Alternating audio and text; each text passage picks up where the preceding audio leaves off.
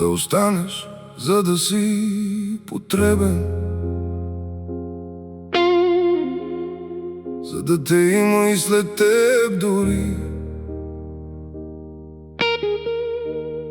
Ти всяка вещ и образ покрай тебе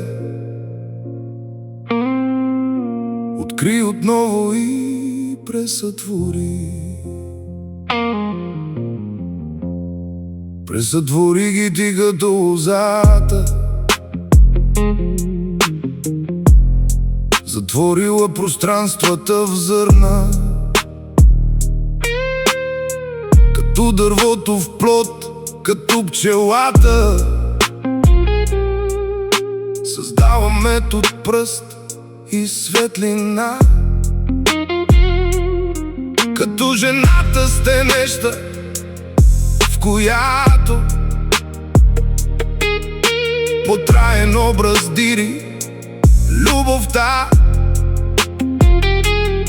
като земята връщаща богато, и облаци, и птици, и листа. Трябва всяка вещ да се изстрада, повторно всяка вещ да се роди, и всеки образ, който в теб попада, да свети с блясък непознат преди. Мислите да правят с тебе рани, мъчително и дълго да тежат, и всяка мисъл в тебе да остане като зараснал белег в твоята плът. Как иначе това, което вземаш,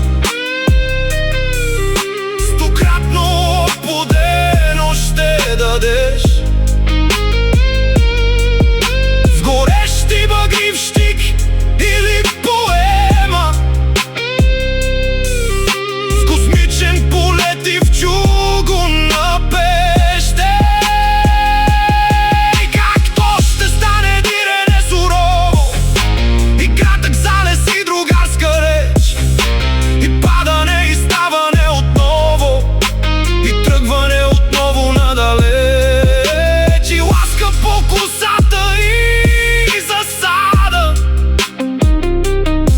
и хоризонти с мамещи звезди. О, трябва този свят да се изстрада, повторно трябва в теб да се роди, и всяка вещ и образ покрай тебе сърцето твое да пресътвори.